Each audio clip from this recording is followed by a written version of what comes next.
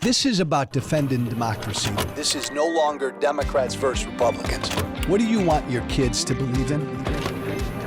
There must be give and take. This is White Flag with Joe Walsh.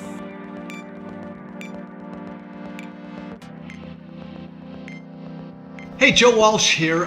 This week's conversation is a conversation that Fred Guttenberg and I had at the University of Pennsylvania a couple weeks ago. Fred and I are on a Two Dads Defending Democracy tour. Fred and I disagree on most issues. We most certainly disagree on the gun issue, but we're traveling the country speaking on college campuses about how damn important it is to disagree respectfully. Man, if America stays on this road where we hate the people we disagree with, our democracy is in a hell of a lot of trouble. So we got to stop that. Fred and I took that message to the University of Pennsylvania a couple weeks ago. Two Dads Defending Democracy. Have a listen. I think you'll really enjoy this conversation. Let's start over. I'm Brian Rosenwald. I'm the director of the Red and Blue Exchange at which is part of the SNF IDEA program. We want to thank the Andrea Mitchell Center for the Study of Democracy and the Penn Political Union for co-sponsoring this. And we also want to thank the Gambit Family Foundation and the Stavros Niarchos Foundation for their funding and support, without which this kind of programming would not be possible. Before I introduce our august guests, just going to give you a sense of how this is going to go structurally. I will ask questions of our two guests for about 40 minutes. Then representatives of the Penn Political Union are going to ask some questions. And then we'll do audience Q&A. You should have gotten a note card, and we'll collect those about 45 minutes in and ask those questions the last half hour. So I am thrilled to have our two guests with us today. Fred Guttenberg began a public life after the murder of his daughter Jamie in the Parkland school shooting in Florida. He also had suffered the loss of his brother from cancer related to service as a first responder after 9/11. Following his involvement in those tragedies, Fred has taken to the country, talking about his perspective, perseverance, and resilience. He wrote Find the Helpers and his follow-up book, American Carnage, with Tom Gaber. And he was a Johnson & Johnson and Dunkin' Donuts executive before his time as an activist. Joe Walsh is a former Republican congressman from Illinois who was elected in the Tea Party wave in 2010. Following his time in Congress, he was a talk radio host, syndicated in most major American markets. And he ran for president in 2020 as a Republican. He's the author of Expletive Silence, calling Trump out for cultish, moronic. Can't even read the title. Authoritarian conman he is. I have no problem reading that word. No, I don't. I know. Which came out in 2020. And he's the host of White Flag with Joe Walsh, where he has weekly conversations with other well-known people to model respectful conversation. And he's a regular on CNN, MSNBC, News Nation. So we're thrilled to have both of these guys with us.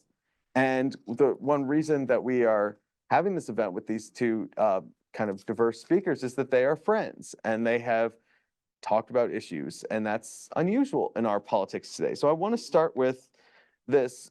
Are there issues where you've been able to find common ground with one another? So I'll kick it off. And I'm going to start with the issue that divided us, but also connected us. So for those of you who don't know my story, my daughter, Jamie, was one of the children killed in the Parkland school shooting. In fact, this weekend, I was at the building where she was killed, walking Vice President Harris and members of the Gun Violence Prevention Office through the building, which is still an untouched crime scene, meaning still has the blood, the DNA, the shards of glass, the coursework on the desk that the kids were working. Because my life since that shooting has been all about doing something to reduce gun violence in America. And it started quickly after the shooting, this need to do something. And I got very active in media. I got very active on social media. And one of the things that I did is within a week, actually the day after my daughter was killed, when I went to this Parkland vigil and I spoke to a whole crowd of people who were crying. It hit me that night. This was gun violence. And I went home and I said, I'm going to break the effing gun lobby and everyone connected to it.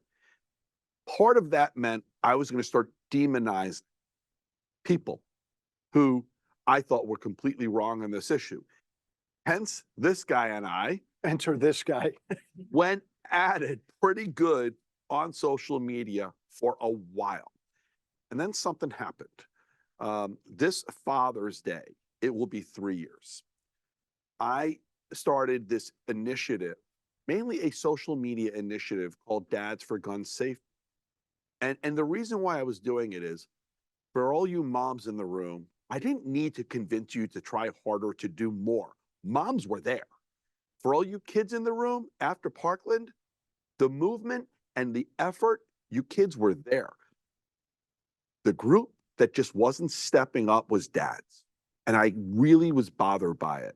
And so I started this initiative and I wrote this whole letter and I was asking people across America, dads, to sign it. And again, that's where this guy comes in, because he started responding. And at first it was more of the normal back and forth that we had.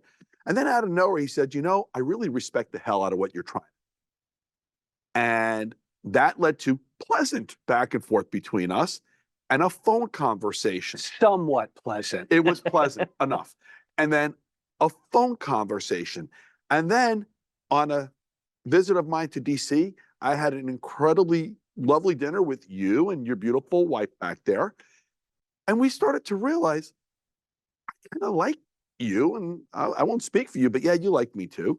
And we started to actually talk, not against each other, but to each other. And we realized that just because he's a gun guy doesn't make him a bad guy. And just because I want to do something about gun violence doesn't mean I'm anti-gun. And we realized there are areas that we agree on, things like expanding background checks, and others. And so we found, while we still have a lot of disagreement on what to do about the issue of guns, we also found we have a lot of areas of agreement. And over the course of the past few years, we have found areas of agreement and other things. The number one being the need to defend the democracy of the United States. With that, Mr. Walsh. Yeah, and thank you everybody for coming out. And thank you everybody who's watching this on the live stream. Thank you. Yes, thank you. This is a crazy time in American politics. We have an election that a lot of people aren't excited about. To get you out on a what night is tonight? Monday. Is it a Monday? Monday. Woo, on a Monday night is wonderful. Thank you for coming out. I want to make one point right at the start. Fred and I disagree on most public policy issues. When it comes to the issue of guns, Fred and I disagree on most issues when it comes to guns. Fred and I agree on this, that if the American people don't get involved and engaged and participate in this thing we call a democracy, this thing we call a democracy ain't gonna last. Every time I'm with him, I want to point at him and remind everybody of something. Because Fred and I do a lot of talking. I do a lot of talking in front of groups individually, so does he. And I hear often from young people, oh, Biden and Trump, I don't want to get, no, I'm not excited. I don't want to come out. Oh, everything's bad in America. I don't want to get engaged. I don't want to do anything. He lost the most beautiful, precious thing you can lose in this life. His beautiful 14-year-old daughter. She was murdered. She was gunned down. And from that moment on, this guy has dedicated his life to making things better. He had every freaking reason in the world to just say, screw it, I'm done. I don't care about politics. I don't care about anything. I'm done. I lost my daughter. Remember that. Just always remember that when we all get disgusted and cynical and we don't want to get involved in politics. Second point, Fred and I did what almost everybody in America does now. 5, 6 years ago, we yelled at each other. We got ugly. We got personal on social media. We got ugly and personal on TV when it came to this issue of guns. I'm a huge gun rights guy. Fred's a huge gun safety guy. We disagree. And we disagreed like how most Americans disagree now. That person you disagree with is your mortal enemy. I want to freaking kill that person. I want to destroy that person. I hate that person. That's where most of America is today. That's where we were until we said, time out, let's just talk to each other privately. And we started to do that. And a funny thing happened after 5 or 6 months of he and I talking privately. We became friends and we began to find some common ground. It helps. And I just want to say, and I want the young people listening here and online to hear this loudly and clearly. You know, we've seen our politics over the past 20 years, fortunately your lifetime, look really ugly. It just is. There's been this demonization in politics where when you disagree, it means you have to demonize and turn someone into your enemy. And the incredible thing about you and I talking is while we have our, you know, you're a gun guy, I'm a gun safety guy, we both came to this realization, we both want to reduce gun violence, you know, and so the conversation was able to move to something different where we didn't have to hate each other, you know, and that's how politics is supposed to work. I know you guys have seen terrible behavior in DC and across state capitals. I would argue much of that bad behavior is driven by the fact that too many of us for far too long haven't voted. And so we've ended up with some pretty extreme, ugly people. The more of us who vote, the better off we are. Voting is the fundamental right of our democracy. And so you're gonna hear me say this over and over during this conversation. In this election coming up in 24, nobody can sit home on the couch. If you want the right to continue fighting for the things you believe in, if you want the right to continue voting after the 24 vote, you can't sit home in 24. And the more of us who vote, the better people will have. And look, Fred and I are going from campus to campus throughout this country until Election Day. The name of the tour is Two Dads Defending Democracy. It has nothing to do, this tour, with who we want to win in November. We believe that no matter who wins in November, this country is going to be exhausted, 100 times more divided.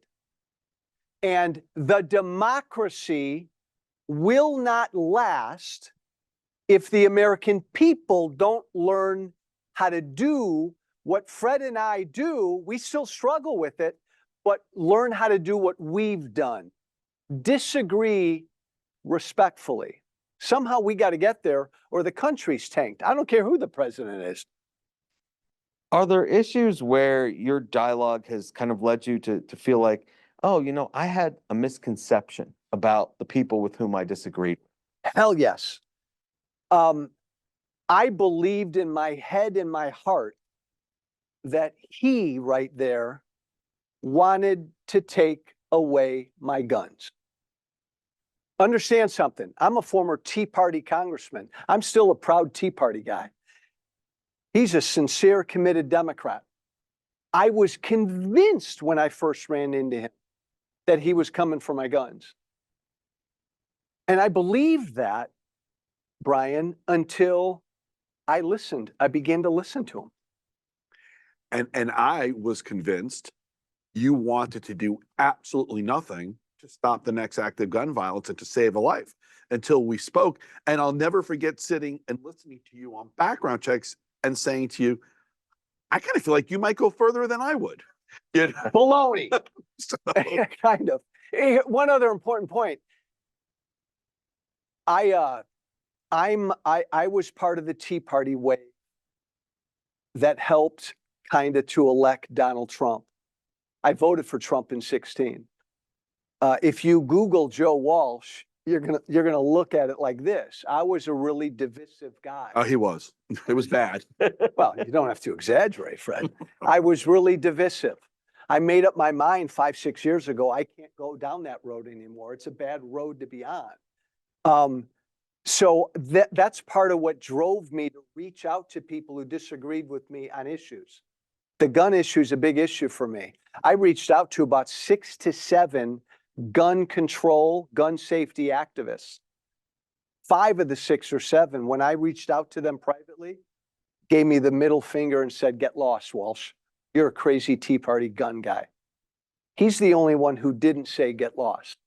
There's a lesson there. Listen, and again, not that I only want to focus on the young people, but you know, the lesson I always taught my kids, and I'll always use the plural. My daughter, unfortunately, I visited the cemetery, but I've taught my kids this lesson since they were born. It's really easy to talk to and respond to people who we agree with. It's really easy. However, it is really necessary and important that we reach out and engage those who we don't feel we have common ground with. Because it's through that process that we all grow and that we may find better solutions and better ways to go forward as a society. I tell my wife, I always tell my kids, we weren't born with the same brain. We're not all going to have the same feelings or the same opinions, but we still got to talk about it. And so when you started to reach out, it was the only, if I'm going to be true to what I taught my kids, it was the only option I had. And I'm thankful that I did, because honestly, I think what he and I are doing has to be the model for America going forward. Listen, there is an effort on many in the political sphere right now. You all watch the news, you know where it happens to create a hateful environment that you have to hate the person you disagree with. And that is just simply not going to help democracy. In fact, like you said, democracy won't survive if we continue down that path. So as you look forward, I'm going to again implore you to vote.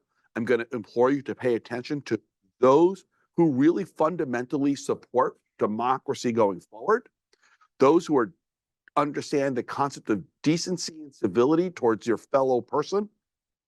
Okay? Because as much as he can drive me nuts, I love the guy. I really do. So We then, still drive each other nuts. We do, because we still will argue about serious issues. We've been out to dinner with Helene, and she's been like a referee, because it's not a super easy thing to really do. Like, I got my strong beliefs. Fred's got his strong beliefs. It's not all love and kisses. well, that's actually what I was going to ask you about, was what's the secret to disagreeing agreeably? I think we're all obsessed with this phrase, common ground. We want to find common ground. This won't come across very well. Screw common ground. I think Americans just need to learn how to listen to each other. Like, when I first started to sit down with him, I wasn't looking to find common ground on the issue of guns. I wanted to know why Fred was going to take my guns away. I wanted to know why he felt the way he felt. So and I do a lot of this, I go into these, whenever I sit down with somebody who disagrees with me, I have one goal. I want to leave that encounter understanding just where they're coming from. And so to me, it's all about listening. Mhm. I just want to listen, so I at least understand where they're coming from. Yeah, so one word is listen, because we all love to talk. But sometimes listening and hearing what somebody else is saying matters far more. But the other word that I would add to that is trust. You and I started to trust each other's motives. And we didn't right away. No, not right away. No, it took my wife. In fact, my wife, if she were here, she would say, "I told you for the longest time you can't trust him." Yeah. No, that's a really important part. But we've learned to trust one another. When I reached out to him the first time and we started to talk privately. And remember the context here. We hated each other. That was hard for me because he lost his daughter. But publicly, we hated each other because of this issue. And when we first started to talk privately, I was leery, and I know he was leery of me. It took time. It's building up trust. You're talking about democracy and the value of democracy. And I noticed this in a column last night from David French, as I was, preparing for this. He said that this was, I think, Friday. Only a minority of Americans are truly active in political debates, and they're exhausting and alienating the rest of the country. How do we get the other 70% or 80% engaged?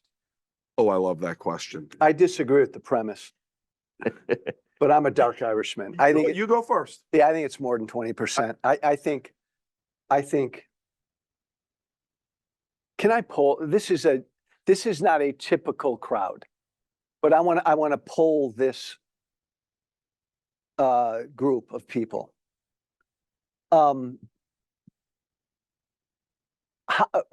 It's a yes or no question. And do me a favor, give me an honest answer. You're never going to see a lot of these people again. Just be honest. And by the way, that's another thing. How do you learn how to speak respectfully? You got to be honest with each other. You can't bullshit the person you're speaking with. So don't bullshit me on this one. Straightforward question. Yes or no? Should America, this country, stay together as one country, one people? Or should we break up? Think about it for a moment, and please give me an honest answer. Should we stay together, or should we find a really cool, practical way to break up? Raise your hand if you think we should stay as one country. Raise your hand if you think we should break up. Okay, again, this is not a typical room. The data I've seen on this question, sometimes I see 60% say we should stay together. I've seen 50% say we should stay together. I've seen 70. But I think that number, should we stay together, is lower than people think. So I don't That believe. knocked the hell out of me, seeing the should we break up hands. Yeah, no, well, and by the way, I'll be honest, 8, 9, 10 years ago, I'm raising my hand. There's a part of me that thinks we've crossed the Rubicon. We ought to break up. I think it's more than just 20% of the American people who think we're divided.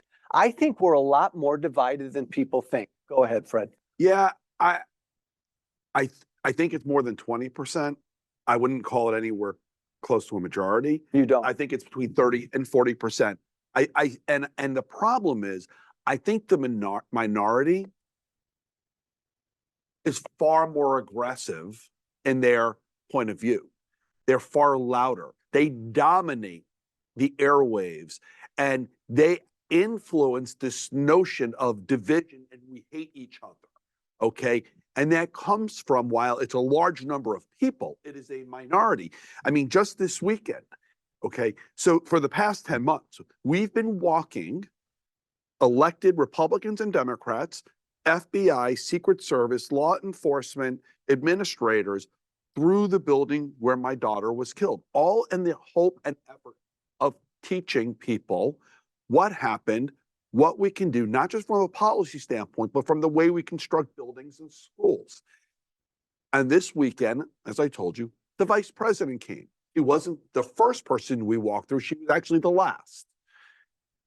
And a minority of people created a whole lot of noise, And I think you see that on every issue. And I think we are left with the feeling that we dislike each other far more than what is actually true. You know, Nicole Wallace always says to me, how in the world do you continue to have hope? And here's how. Because every time I go out across the country into any community, whether it's red or blue, any campus, I continually meet a majority of people who really want decency, civility, and democracy to survive. who really want to do good things to solve big problems. But the majority of us are far quieter. We're not as vocal, and and we're not all as necessarily geared to vote. The minority, they're committed voters. But see, again, this is just another example of an issue where Fred and I disagree. Because I think that number is much greater than 20%. I think we're much more divided than people think. But it's a fascinating issue. Push back a little bit on that.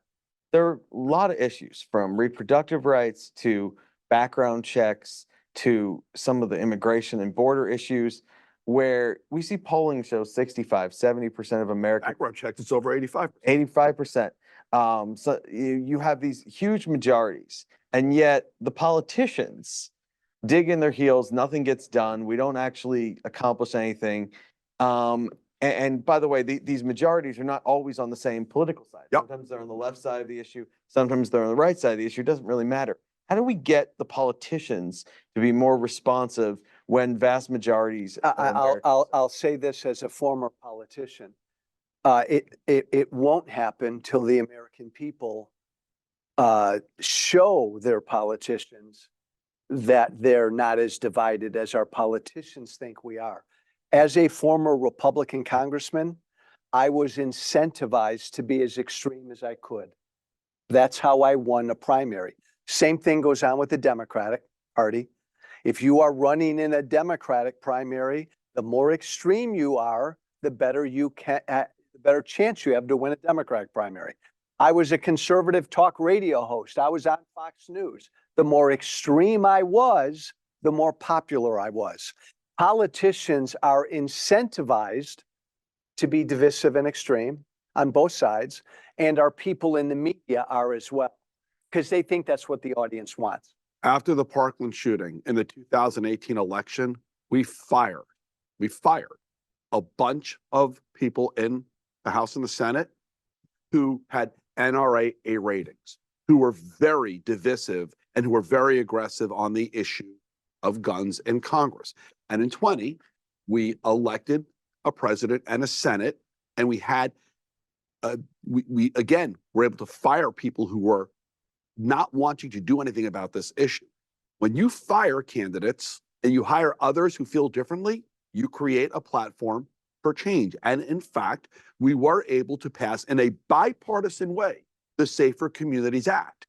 Now, I think the big answer to your question, okay, is to get rid of the divisiveness, to get rid of the incentive to do nothing, to get rid of the incentive to dig in your heels, more of us need to vote. The problem is too many of us sit home. And as long as that remains true, the likelihood is those divisive people will remain where they are.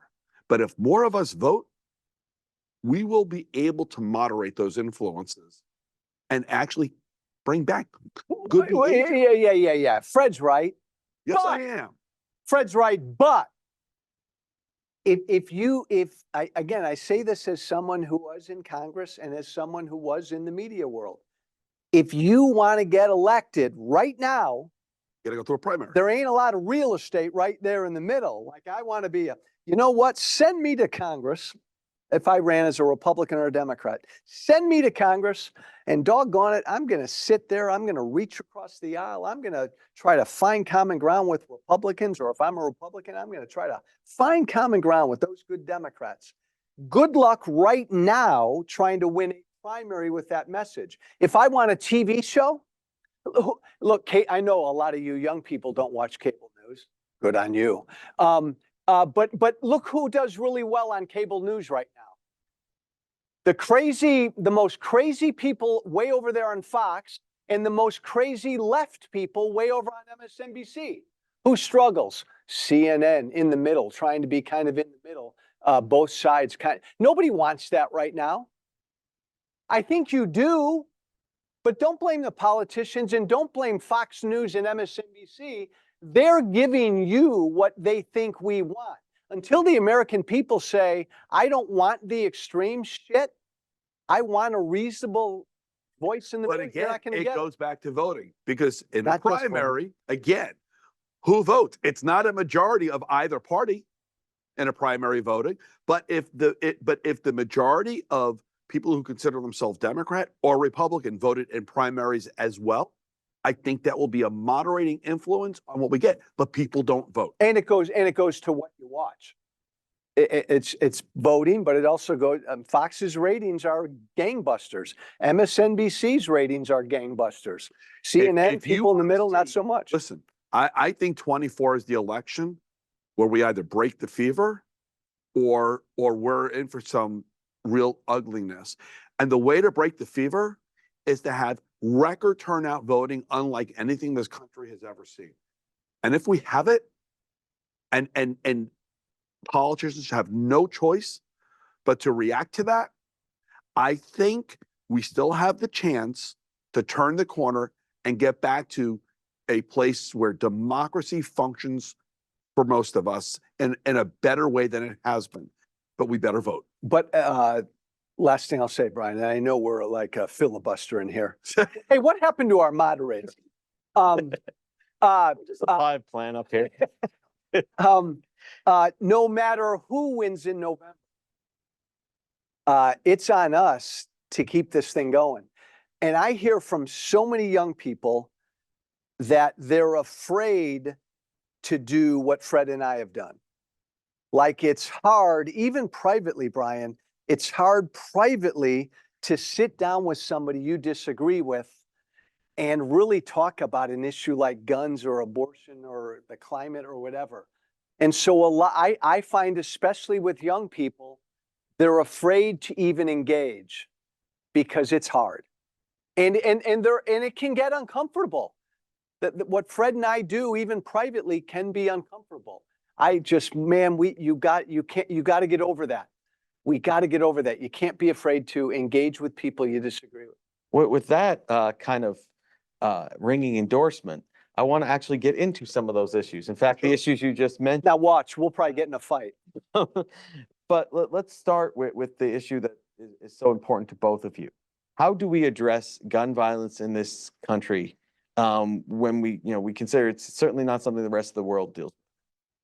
Start. Listen, so and it's part of why I wrote my book American Carnage, because for far too long we were dealing with it with a set of information that wasn't always factual, but it wasn't always that way. And so I deal with the history of guns in this country in that book. And in fact, all the way up until 1977, this was a country which had plenty of gun owners, okay, but people were responsible. And we believed in gun safety.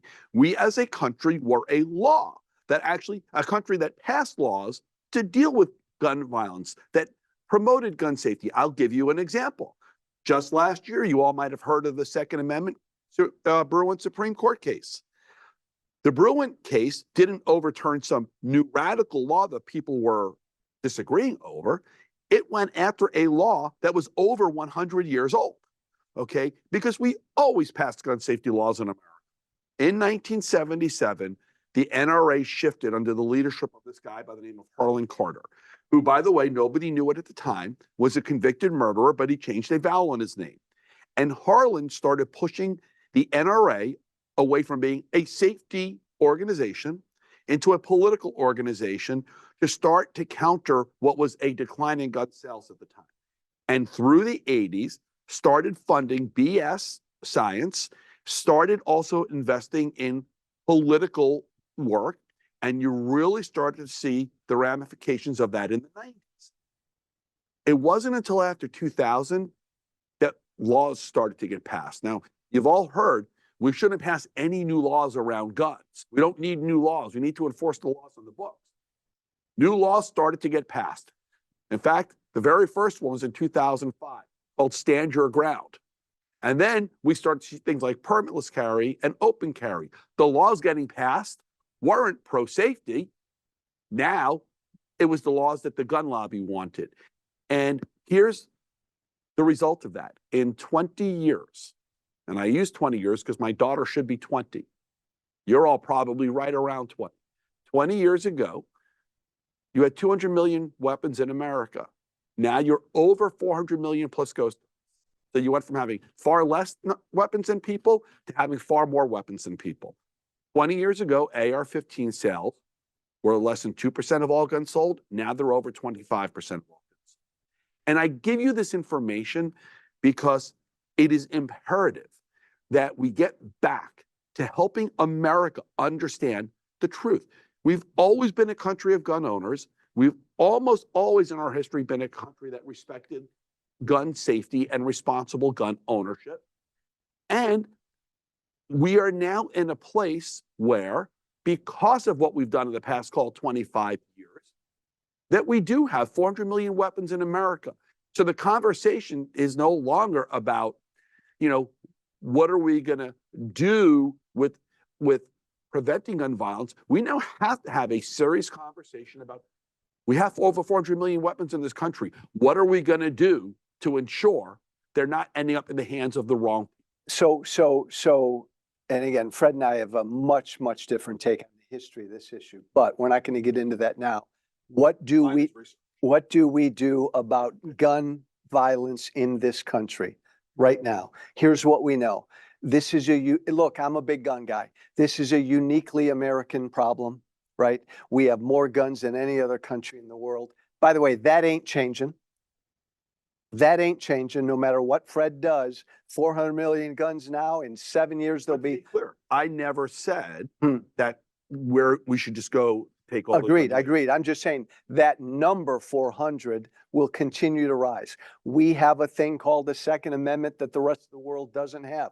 We're not going to argue about that right now. That ain't going anywhere. How do you stop gun violence in America? Make it harder for people who shouldn't have guns to get guns. That's an area where Fred and I found some common ground. Enhancing background checks, making it more difficult, really drilling down and looking into red flag laws. Which, by the way, we passed 3 weeks after the Parkland shooting. Had those laws been in place before the shooting, my daughter would be alive today probably, because he was a known threat. But the law enforcement didn't have a mechanism to do anything. And so we passed 3 weeks after. They've been used 12,000 times since in Florida. And red flag laws in Florida are being used far more by the red county sheriffs than the blue county sheriffs. Red flag laws save lives, full stop. Do what we can. This is where I think both sides can find common ground. Do more up front before a gun is bought. That's where you'll even find common ground with a guy like me. But once a law-abiding gun owner has bought a gun, don't you dare come for that guy's gun. And then the other Unless he becomes a known threat to himself or someone else. possibly. Yes. But then the other aspect here is this is cultural. This is all like there's no magic bullet. We have the Second Amendment. We have more guns than all other countries in the world combined. Those two facts are never changing. Never. So do what you can up front before a gun is bought, as much as you can. But a lot of this is cultural too.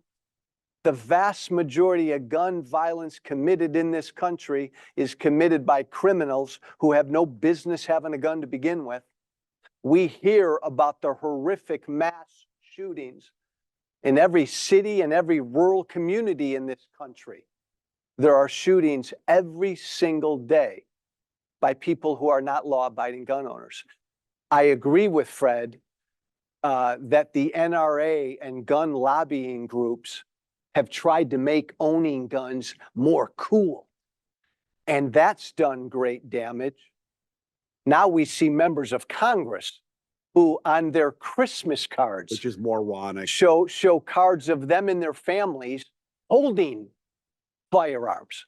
Which is just to put it in your face, but it's not an example of being responsible. And I think you and I agree on that. Completely irresponsible.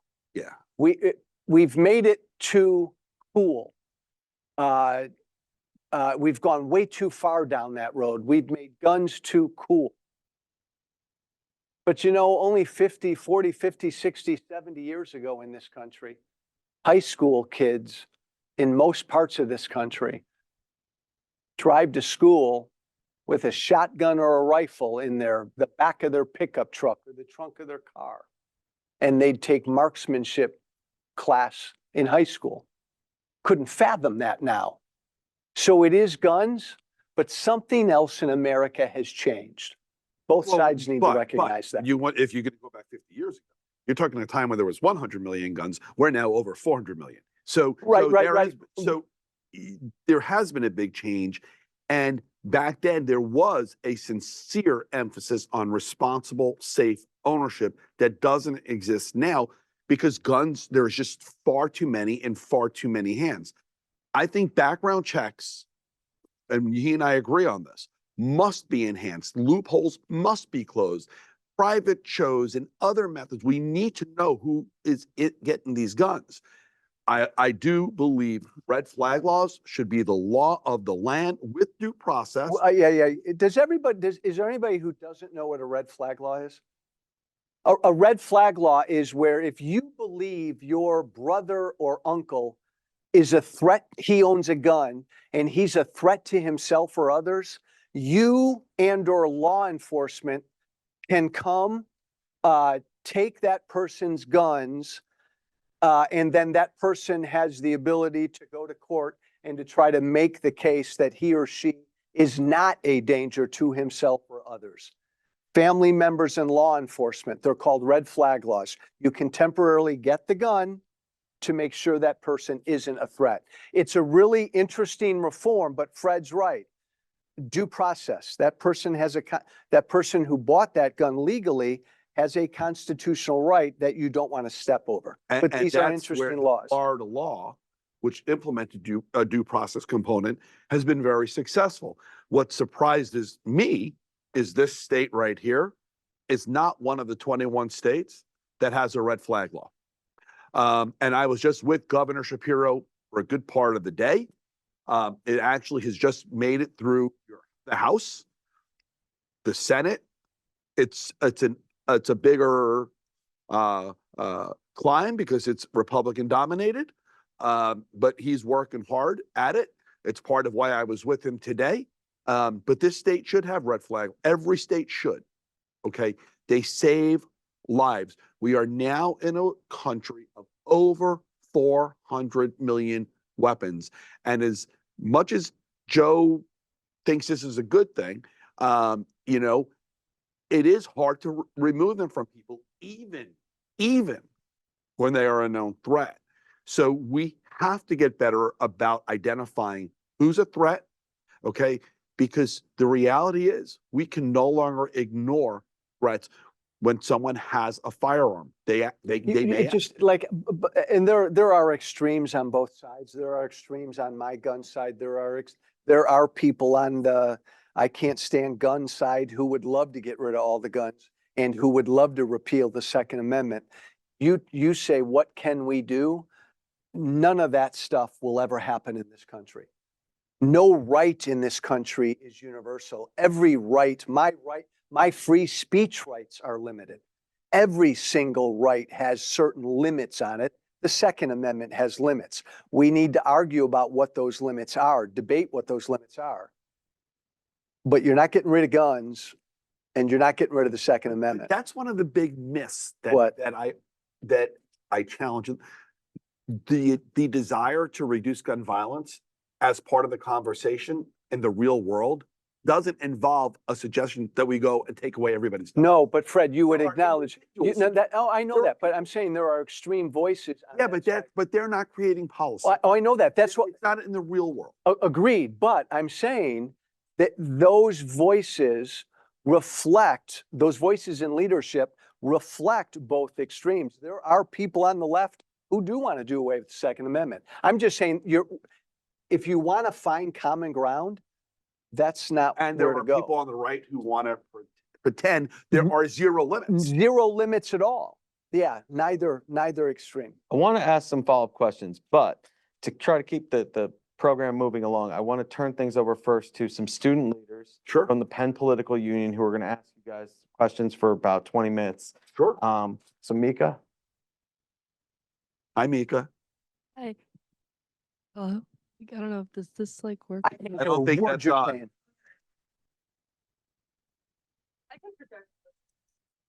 We, Oh, okay. Hey guys, sorry. we want everybody to hear you though. Yeah. So hi, my name is Mia. I'm president of the Penn Political Union. I'm a sophomore here at Penn. I also happen to be from the Boca Raton area, so I Oh. know MSD very, very well. So yeah, so a couple members of the Penn Political Union are here, and we were invited to ask some questions. So thank you guys first for coming to speak. I think this is so important as an issue, and a lot of people obviously agree. So my question that I have is that from my work in the political space, kind of at Penn and just in observation, Penn seems to be a very socially political place. We're very motivated by activism. We're very motivated by a lot of deep social issues to us. But when it comes time to really sit down in like more formal settings to talk about politics, I feel like that is something that the community at large has a harder time doing when we come together, for more formal and set events. What could people in the political space do now, and what could people outside of that space do to better, as students on the student level, do to kind of capture a wider audience of people who might just be, not really interested in politics in general, but obviously we see the important need for that. I'm going to actually answer that first. You know, before my daughter was killed, I was a business owner and what I call a goofy dad. That's who I was. I cared about politics. I watched the news. I always voted. I was, a guy who yelled at the television, but I wasn't politically active. I became politically active because of what I lost. And I think it's really important for people to protect their rights, to protect rights that they don't want to lose. And in order to do that, you have to start being free to use your voice. It's because if you don't, if the political system doesn't hear from you, whether it's in an op-ed or at a town hall or through your vote, then they assume you don't care and they'll do what they want. And so I think we need to get comfortable with the idea that as a democracy, fighting for what we believe in, for what we value, because we have it now and we don't want to lose it. Listen, bodily autonomy, okay? Whatever side of the issue you're on, it's a hot button issue right now. And and women have lost the right, okay? So but they're activated now. They're activated after they lost the right. I don't want people to have to become activated after, because here's the thing about this next election and why I tell everybody, I'm not telling you how to vote, but I will tell you, vote for the pro-democracy candidates, because after the 24 election, you're going to want the right to continue fighting for the things you believe in and not lose the ability to do so. You're going to want the right as a young person to have the ability to vote in future elections for things you believe in and not lose the right to do so. My political activism is all grounded in what I lost. I am trying to encourage people to become politically active before you lose something that you have, okay? And to fight for it, because it matters. Your voices matter far more than you know, but you need to use your voices. And you specifically asked, and it's a great question, the how. How do you do this? Because the vast majority of people that I'm in front of are turned off and don't want to get involved. Everything Fred said's right, but how do you do that? How do we? I think a lot of it is modeling. Young people, especially in this country, look at our politics and there ain't much there to inspire you. And you don't see a lot of this on campus. I'm blown away, Gen Z, right? I'm blown away by the fear I hear when I talk to people from Gen Z, the fear to engage politically. the fear to get involved with somebody who thinks differently than I do. I think a lot of this is modeling. Gen Z needs to see it in action. But the biggest hint, that helpful tool I'd give is Fred and I learned how to do it when we went private. I mean, private. Yeah. If it's a great way to start. If you're afraid to engage politically, you're in a classroom with 30 people and you feel differently than 24 of the other people in that class, but you don't want to say anything because you don't want to stand out, man, try to take a conversation private. Can I say something though? Quickly, So since you're from Florida, quickly. you know where the Florida Panthers play, right? Okay. So it's the hockey team down there, which by the way, beat Philly last night. Not anyway. But I tell you this because last night, and my son works for the building where the Panthers play. And last night Drake was there. He had a concert. And Drake did something last night, which I think gets to the heart of your question. And he said to every single person watching his concert, I want all of you to turn around and talk to the person next to you that you don't know. And I want you, everybody in the arena is doing this. I want you all to find out something about the person who you don't know.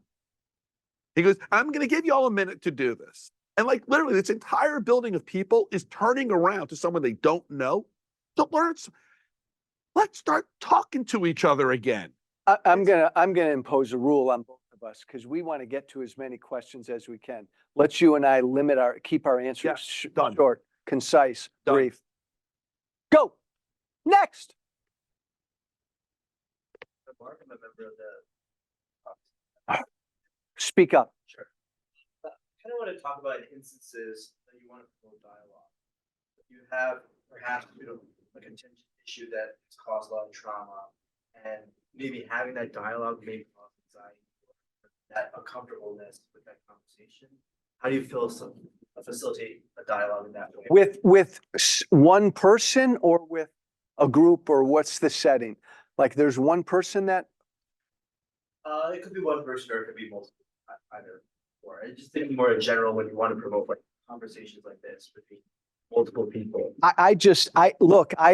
Again, I'll give you a really brief answer. We're in a country right now, and it's not just your generation. We are at each other's throats politically. And that either causes people to just get afraid, I don't want to do it, or I just turn away. This is not just with young people. The most helpful way to start is to take that conversation private. Take a conversation private. Talk to a friend who you disagree with about abortion. Go sit and have coffee with someone you disagree. One person. You start talking about your feelings on abortion when you're around another group of people. You're starting getting traumatized. You don't like it. It's uncomfortable. Find one person and work through the exercise of learning how to listen to that one person and have a conversation with that one person very privately. You're trying to train yourself. I think, listen, for me, the most important thing I will do the rest of this election year is this tour with him. And it gets to the heart of your question. Because we're trying to show people how to talk to one another. But what I would say is when there's disagreement, that's okay. Usually what happens with disagreement is we start to question each other's motives and intentions. And that's where things go offline. And so focus on the disagreement and try to find an area where maybe you can actually have a reasonable conversation about it. So guns, for example. I immediately go to gun violence. You would probably just say guns. But the thing about it is, gun guy, gun safety guy, we both agree we want to reduce the gun violence death rate. We found a common ground. Like, okay, so how? I stopped questioning his motives and intentions. He stopped questioning mine. We're focused on the issue.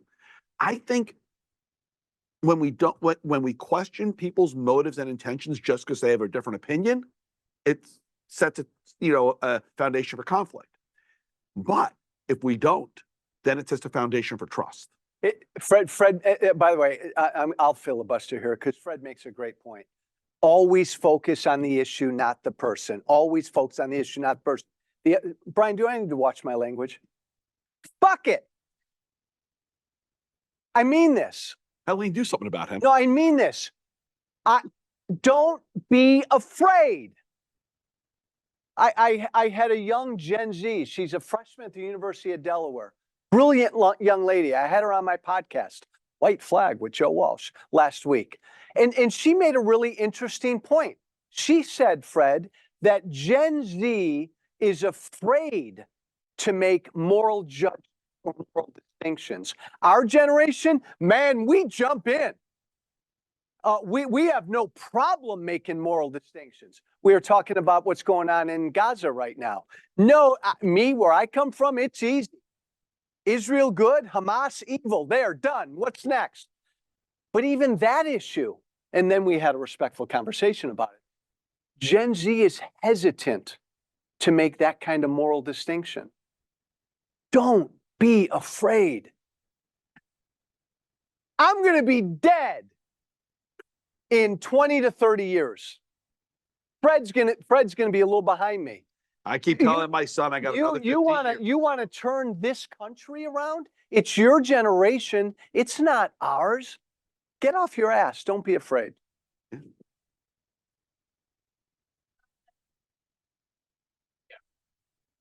Nice and loud.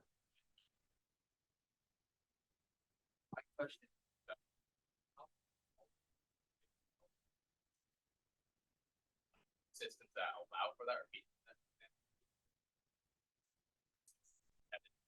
Are there certain voting, primaries, or maybe so forth that you just think possibly help with? I haven't even asked them about this shit, but we'd probably agree on damn near anything. I'm a Tea Party conservative. Open up primaries, jungle primaries, ranked choice voting, get rid of the Electoral College, change the way we redistrict. I got elected to Congress in 2010. I thought, this is great. I'm going to be here for a while. The Democrats controlled Illinois. They drew me out of a district. Republicans do that where they can. Change the way we draw districts, change the way we vote, get rid of the Electoral College. You and I probably I agree on all that. And open it up. And I've even come to agree that term limits would be useful. Every political scientist in the room. All that. And I think big system-wide reform is coming. I have no doubt. Yeah, the political science literature is not very good on term limits. There was one more. I will thank you guys so much for being here today. So I guess my question was just in the context of these conversations of like trying to reach out to people with whom you disagree. I was wondering, like, are there any beliefs that people can hold that you view as too extreme, or like that can't be reconciled, or like that you view as kind of like too far gone? Like, maybe Oh yeah. that would be like, Okay, now do me a favor. You know I want to go that's first. a great. I know. Do me a favor, but give me the short version. Okay. Okay. Here's where he and I have a disagreement right now. Major, and Major. we've almost come to And- blows, and we may. I know, but I am at a place now where I just simply have come to this conclusion that MAGA and anyone who identifies as it, I just don't have a need to dialogue with them through the rest of this election. I just don't. I don't think they are participating in the idea of democracy. I think they've become okay with autocracy. And for me, that is the line. If you're not okay with the democracy, okay, then it's not even a question of issues anymore. And how do we agree on issues? We don't agree on what the country should be. So for me, I am now at a place, and it gets to your earlier question. I am only focused on talking to what I will call the 70% of America who still believes in democracy, whether they're Democrats, Republicans, independents, okay? And my only mission is making sure they understand the threat to democracy and getting them to vote. So, disagree with Yeah. every freaking word he just said. But this is a really important point. Love that. I disagree with everything he just said. If we were in a restaurant right now privately and we were having a cocktail, we'd get heated, but that dinner would end like this. That no matter what, when we yell at each other, no matter what, it ends with a hug. And you want democracy to win. Here's the deal. You asked a really good specific question. Is there anybody that's too far gone that I won't even engage? My answer is no, unless if you are a dishonest person, Yeah, 100%.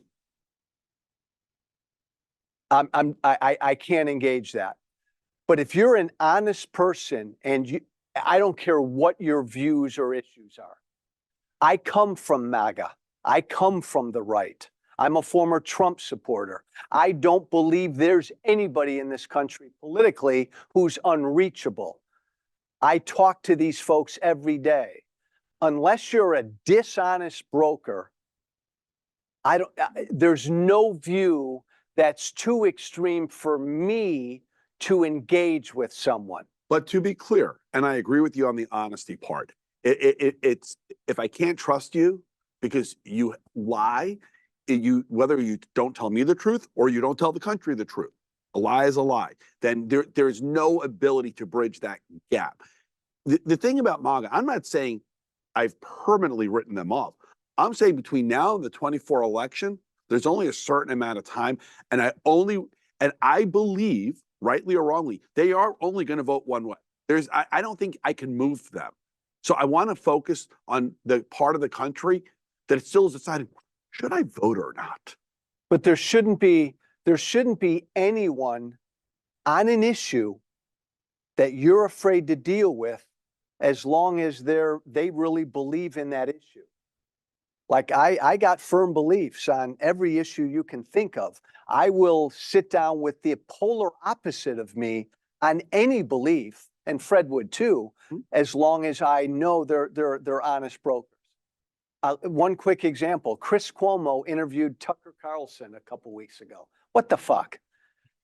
If Tucker Carlson called me up, no, if Tucker Carlson, that's my point. If Tucker Carlson called me up and said, Joe, I want to be on your podcast, I'd say, fine, but here are the ground rules. We're going to go over every dishonest thing you said first before you come on my podcast. Not an honest broker. There's no point to sitting down with someone who's not honest. No view is too extreme for me, though. Go ahead. So that was great. By the way, that's a great question. What year are you? Remember, you said you're going to put limits on time? Yeah. So the questions in the audience fall into kind of three baskets. About a third of them are follow-ups on gun policy, so I'll start there. Bunch of different ideas that were kind of brought out here. Joe, someone wanted to know why you say maybe, not necessarily take guns away from someone who's broken the law. Someone else. My answer on maybe is you better do it constitutionally. You better make sure that person's constitutional due process rights are upheld. That's all. And then this, I guess, for both of you, how difficult is it to enforce red flag laws? Again, they can be very easily abused. A girlfriend can make up a story about her boyfriend and say, he's a bad dude, he's got a gun. All of a sudden, the cops are at his door. These laws can be abused. They are right in principle. And even I say that, but man, they got to be really carefully executed and enforced because they can, like anything, they can be abused. Hence the reason for a due process component, and they can be enforced. And I think the key thing with red flag laws, and it's a really important part, is proper training. Okay, not just but to law enforcement, to local officials and the judiciary, but they can be enforced and they do work. But I agree, a proper judicial component is required. Next question is whether you support mandatory minimums for gun-related crimes, 10 years for the first offense and life for the second offense. Would that be a deterrent? Fred, I'll give a quick answer. I talked about the fact that we need to do, and I'm a big gun guy, that we need to do a lot more before a gun is bought to make sure a guy who shouldn't have a gun doesn't get a gun. We do a shitty job in this country when it comes to people who commit crimes with guns. I come from Chicago. There's about 17 guys in Chicago who keep committing 80% of the gun crimes in that city. I'm exaggerating slightly. We send them in, we put them back out on the street. You commit a crime with a gun, damn it, your ass ought to be in jail for a long time. We don't do that hardly anywhere in this country. Listen, I think I agree with pretty much everything he said. We've got to do a better job before, and we've got to be harder after. And I think it's a good idea. However, there's another element to this. 90-something% of the guns that are used in gun crimes in this country come from about 6% of the retailers across the country. Okay, so when you think of it that way, the majority of retailers are doing their job to properly identify who's going to commit a crime through doing real background checks and everything else.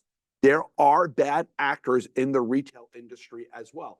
And now that we have a real committed ATF director, they're targeting that. And it's one of the many things that has gone into the reality that for the first time in 2 decades, we're actually over the past few months seeing a decline in the gun violence death rate in America. Okay, when you think of the work to punish bad actors, when you think of the expanded background checks, I was at the FBI facility in West Virginia 2 months ago where they do background checks, and they're doing the enhanced under 21, which are part of the Safer Communities Act. They're actually intervening in a lot of cases now with kids under 21 before a crime is committed.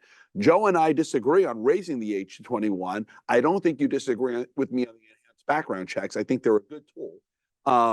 But, you know, there's a lot of things that we must do to lower the gun violence death rate. And I think that's one. But always remember this context, guys, on the issue of guns. And I'm exaggerating slightly. Yeah, we have a crap load of guns in this country. 99% of all gun owners in this country are law-abiding gun owners who have never and would never commit a crime with that gun. I own 5 or 6 guns. I would never commit a crime with a gun. Never say never. And of all the law-abiding gun owners, 76% of all the kids who use guns in a crime get them from an unlocked weapon in a house. Right, but so we also have to be responsible. right, but just always remember that the vast majority of gun owners in this country are law-abiding gun owners who treat that firearm like they should. And who agree with me, we need to do more to reduce gun violence. Well, this is an important point. Filibuster. This is an important point. Because we do this on, and not just Fred and I, we do this on every issue. Damn near everybody, how many, raise your hand in this room right now. Again, no bullshit, give me an honest answer. How many people in this room want to reduce gun violence in this country? Raise your hands. Okay, put them down. How many people in this room don't want to reduce gun violence? 99.99999, damn near every American on all sides. That's not the poll. Right, no, but all Americans on all sides of this issue want to reduce gun violence. Yeah, and we disagree on how when to you do get it. the specifics, even gun owners that, you know, vast majority agree on red flag laws, on background checks. Most also agree on raising the age to 21. You're still an outlier, but that's fine. Not a huge outlier because it's not a 90-10 issue. But go ahead. I like how you promoted yourself to the chamber with the filibuster. You're senator now. Would you take control of this again? My God. We need one more follow-up on guns. Would you support, and No. you think it would be helpful, some limit on how many guns someone can buy? Because a lot of the crimes in urban areas come from traffickers who go down to those 6% stores and buy 50 guns. And then magically they end up in the hands of people who couldn't legally buy a gun. No. Okay. Yes. And magazine limits as well, which I've never No. that's so I will tell you, one of the things when we walk through the Parkland building that I highlight for those who have walked through in the past 10 months is every time that shooter had to reload, okay, lives were saved because kids were able to run, okay? Magazine limits saved on the 3rd floor of the school in Parkland about 10 kids. Unfortunately, my daughter was at the back of that crowd running down the hallway and was the second to last to be shot and killed. But the 10 that ran through before her got saved because the shooter had to reload. Magazine limits should be the law of the land, but that's not a debate for here today. He's wrong on that. So then the second batch of kind of questions was all in the area of dialogue and conversation. One person asked, how do you teach the American people to listen or understand each other? Another person asked, you mentioned shared trust, but the media and our elected leaders have eroded that trust. How do we change that narrative beyond our political sphere? And a third person asked, how do you get people like Jim Jordan and Mitch McConnell to engage and talk? I'll Well, throw that whole basket of how do we encourage a dialogue? How do we get around the media and the political class out there? just 2 broad points, and then I'll turn to but quit bitching and complaining about our politicians. Our politicians are us. They're a microcosm of us. We're a government of the people, by the people, for the people. Our government is us, right? We don't like the way Jim Jordan behaves. We don't like the way those Senate Republicans or the Senate Democrats behave. I'm sorry, that's how we behave. Quit blaming the politicians. I say this as a former politician. Politicians will not change until they see the American people change. Period. I missed a part Well, of that. that's a though. Go ahead, terrible Fred. answer. I disagree. No, hold your politicians accountable. And when you see that behavior, again, vote. You want Jim Jordan? Again, he's a guy, I think he's despicable. I think he is horrible. I think he's a loudmouth, all those things. But you know what? Put Democrats back in charge of the House, and then he becomes far less meaningful. But that's a given. I agree with Fred on voting. But Jim Jordan, to your point, is in a safe district in Ohio. He'll never not be reelected as long as he wants to run. And there are Democrats like that. So we need to change the way we draw districts. But yeah, that's a given. What Fred said is always, that is your single greatest power, is to vote. Yeah, and I think Jordan was, John Boehner wanted to draw him out of his district and realized he couldn't figure out a way to do it, despite being the Republican Speaker of the House. Next basket of questions was 2024 questions. Okay. One is, if you want to get more people to vote, how do you respond to the fact that we have 2 of the least popular candidates, 2 people who don't resonate with the next generation? It seems like which you can live with rather than a get excited election. And then the end of this question was, are there people who are down ballot candidates who excite you for the future of national elections? I'll start and then Go ahead, Fred go ahead. jump. And again, I know who I'm voting for in November. Fred knows who he's voting for. This tour is not about promoting a candidate or another candidate. But when people complain that we're stuck with Biden, Trump again, I got to watch my language. Grow up. Yeah, that's what you've got. If you don't want to vote for one of them, don't. There will be third-party candidates. But this is what your system has produced. You got to change the system, but you're not changing the system in the next 7 to 8 months. You got to get rid of the Electoral College. That ain't happening in the next 8 months. It's Biden or Trump. Oh, Joe, that sucks. Tough. Pick one. That's an easy vote for me. I know it's an easy vote for Fred. Change the system after this election. Period. I'm not really, well, let me rephrase. I know they're both old. I get it. One's a decent guy, one is an indecent guy. They're both too damn old. They're both old. I think the current president, other than being old, has actually delivered a lot of the things that young people have said they want. So it blows me away that young people say what they do in terms of voting him again. Here's what I'll say. When in the world did we decide that in order to vote, we have to fall in love with a political candidate? If you want to fall in love, use a dating app, you know? But you don't have to be in love with your candidate. So here's what I'll tell you to motivate you to vote. If you believe with me that we as a country need to do more to reduce gun violence, then you need to vote. And you know what? You know who to vote for.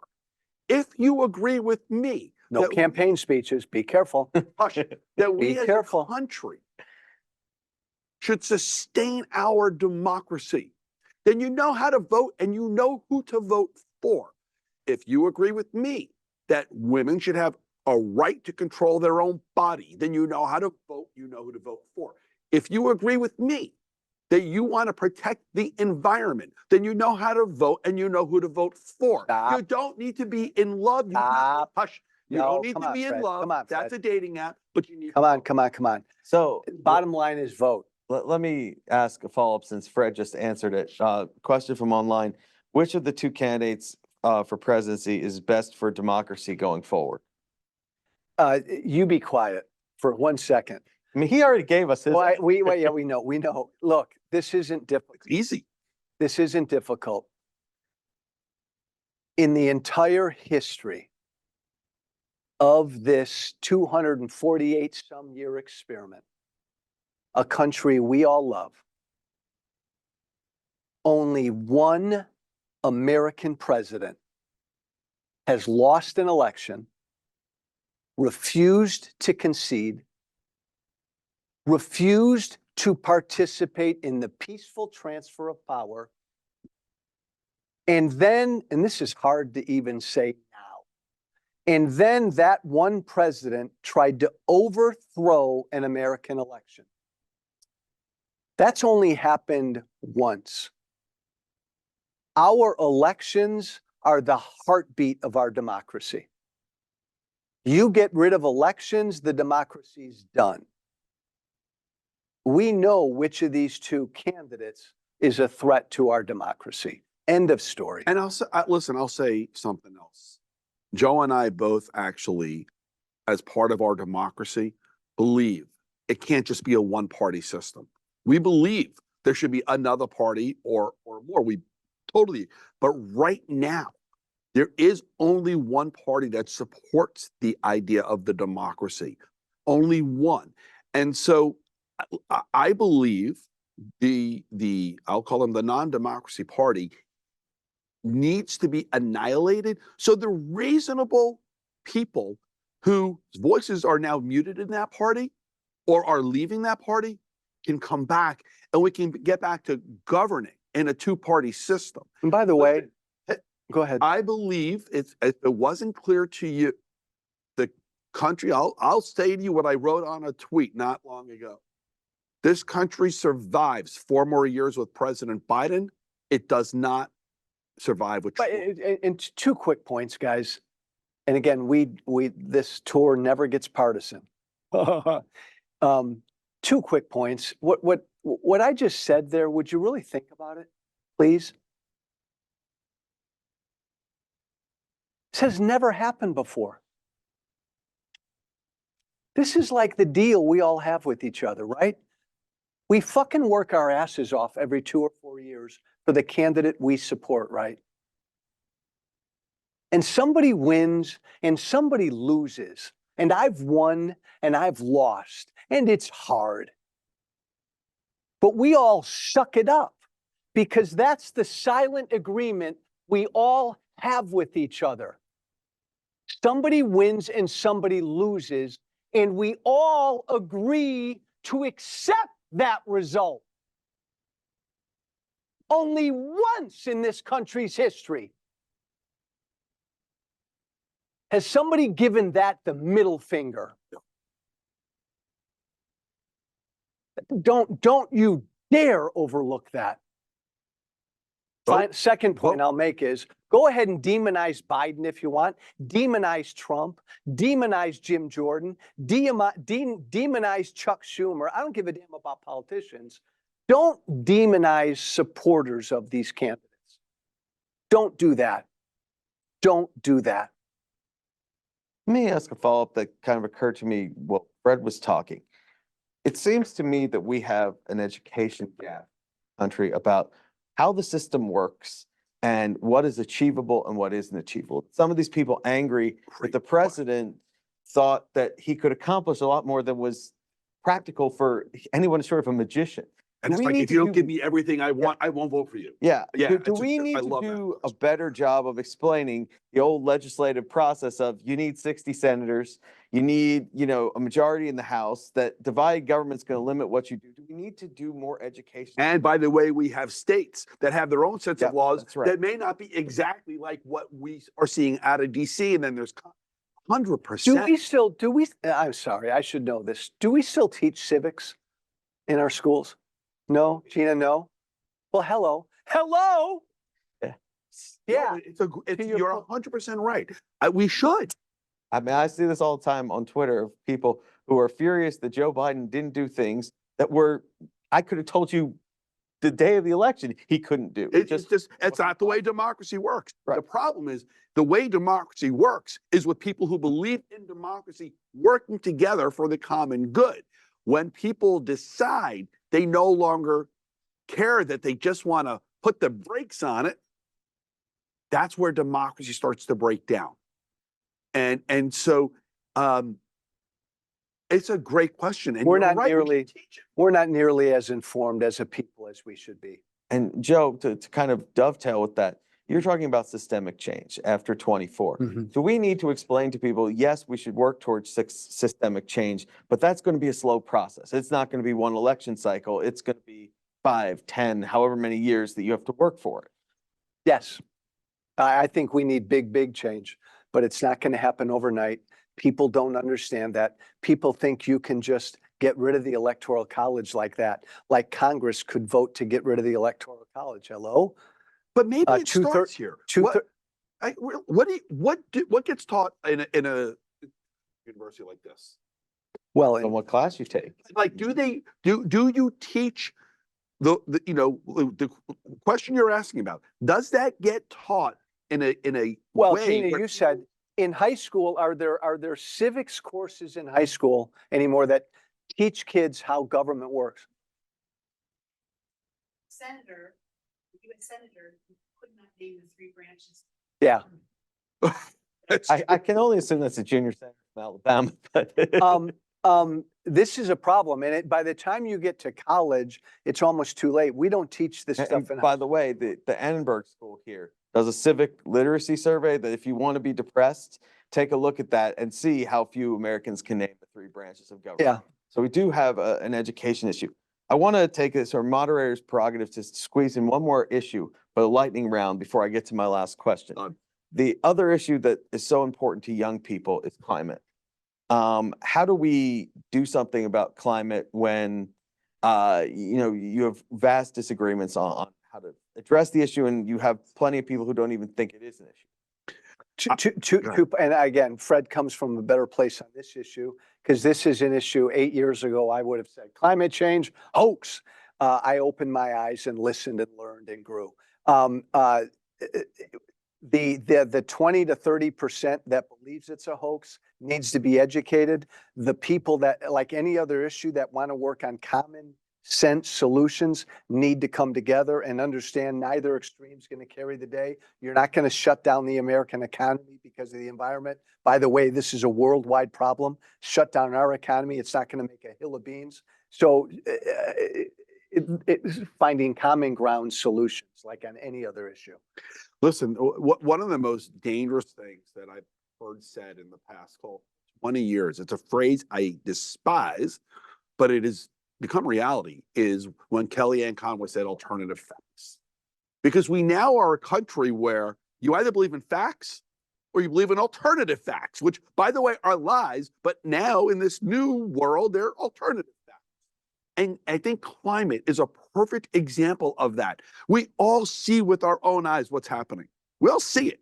We see the change. We see the bigger storms. We see the fires. We see the weird temperature fluctuations. We all see it, but we still have a significant amount of people who will argue that we're not seeing it, that it's something else. And I just think, you know what? Maybe it gets back to some of the earlier conversation where we have to start talking to people again in a way where once we start talking, we can actually get to a place where we realize there was a misunderstanding, where somebody didn't have all the information, but we have to focus on the issue. And, you know, listen, for anyone who's not convinced of climate change, heck, I'll invite them to my home in Florida. I'll drive them around. I'll show them the changes that we're living through now. It's a real thing. But always science-based, based on science and the facts, always, always, always. Since Go. you brought up alternative facts, I want to cram one other thing in, which is, you know, we academics, there's never enough for us. How do we ensure that both sides politically feel confident and accept the results of our elections? Since that's an area where alternative facts have taken off. Boy, the rant that Joe went on before, and I so appreciate it, because this idea that we wouldn't accept the results of an election is like a new thing. But now how do we put that genie back in the bottle? And I'm not sure, because after the 24 election, if he doesn't win, we're going to go through it again. We're going to go through it again. So I'm not sure how you put that genie back in the bottle, except for it to be decisive. Again, I'll go back to it. I freaking need every American of age who's capable and able to vote. If it's decisive, if it's enormous, if it's clear. Here's my fear. If Trump loses by a little bit, let me take that back. If Trump loses at all, most of his voters will not believe the result. Right. But I have another fear. Because of what my party, my old party has done, if Biden loses by just a little bit and Biden wins the popular vote, but loses electorally by a little bit, I believe that not Democratic politicians, because they're not there yet, but I believe a lot of Democratic voters then will begin to question the legitimacy of the process. I don't think Democratic politicians will do what Trump and all of these election denying Republicans have done. But Democratic voters, I guarantee you, will lose faith, begin to really lose faith in the process. And then I really worry about stuff. I mean, it would be the third time in 24 years that the popular vote. Well, and by the way, this is going to continue. In my lifetime, I'm 83 right now. I've got 20 years left. Jeff, I'm not 83. In my lifetime, a Republican will never win the popular vote. So we're going to have this problem. So I want to close with a question that maybe is most germane to all the students in the audience. Yes, I know what it is. I want the University of Iowa women's basketball team to win tonight. Yes, go Caitlin Clark. What were you going to ask? I forgot that the women's tournament, there's still games today. Here's about the men's basketball. Why should young people, you talk about, you know, suck it up, you got to pick between the candidates on the ballot, but why should young people who might be disillusioned with the political process in general, who feel like nothing changes no matter what they do, why should they be involved and engaged? Because you still have the freedom to do what you want to do. Okay. And that's now what's on the ballot. You know, listen, I get it. You're disillusioned. I completely get it. I don't blame you. But you're also now those who are close to being the ones that will run for office and being able to create the environment that you think would be best for the country, to manage this democracy, to fix the things that too many of us screwed up, to be quite honest. Don't cut yourself out of the chance to be leaders before you ever get the chance. And this is the election where you either give yourselves the chance or you cut yourselves out of it by sitting home. Never sit home. It's not the answer. I'll give you a short answer, guys. What's the alternative? You walk away, you step away, you don't vote? Cool. What's the alternative? Shit's gonna happen no matter what. And again, Fred is not gonna turn this country around. This thing's gonna be like this for a while. You guys are gonna have to face this. It's your generation, period. What's the alternative? Not do anything? Fine. But it's gonna be in your lap no matter what. So grow up. Well, on that note, thank you to both of you. I think this was a very illuminating conversation. Thank you. Thank you. Thank you, Fred. Thank you, Brian. Give it up for the moderator, huh? Thank you for listening. Remember to listen, share, and follow White Flag with Joe Walsh on Apple Podcasts, Spotify, and everywhere great podcasts are found. And be sure to leave a 5-star review. This has been White Flag with Joe Walsh.